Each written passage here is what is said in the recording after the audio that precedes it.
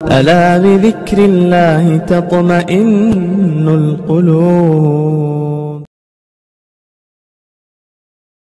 حضرت عمر ابن عبدالعزیز رحمت اللہ علیہ آپ نے اسی طرح سے حکومت کی جس طرح سے حضرت عمر فاروق رضی اللہ تعالیٰ نے آپ کو بتایا تھا.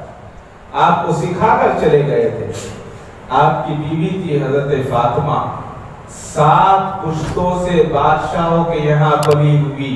7 پشتوں تک بادشاہ تھے، بھائی بھی بادشاہ، دوسرا بھائی بھی بادشاہ، والد بھی بادشاہ، دادا بھی بادشاہ، اور پھر شوہر بھی خلیفہ ہوئے، والد اور شوہر بھی بادشاہ.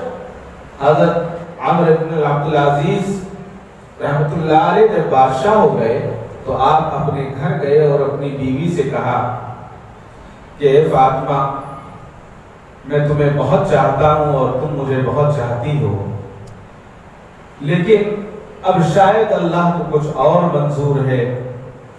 یہ ایک ذمہ داری میرے اوپر آ گئی ہے، تو میں یہ چاہتا ہوں کہ میں تمہیں طلاق دے دوں. آج کا زمانہ، اگر کوئی کونسلر بن جائے تو لڑکی دینے کو لوگ تیار، خاندان اس کو دینے کے لیے تیار. 100 عیب ہوں گے، سارے کے سارے عیب ختم ہو جاتے ہیں.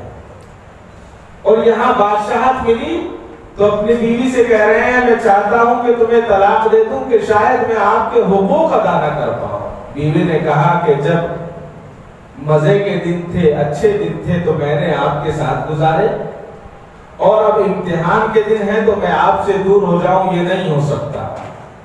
جو آپ کہیں گے میں آپ کے لیے کرنے کے لیے تیار ہوں، میں ہر طرح سے آپ کی خدمت کروں گی.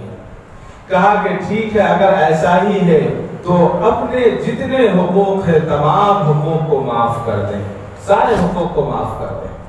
کہا کہ ٹھیک ہے، سارے حقوق معاف کر دیں گے. زیادہ لمبے دن بادشاہ نہیں رہے، بہت مختصر سا وقت. 2 سال 3 مہینے بادشاہ رہے.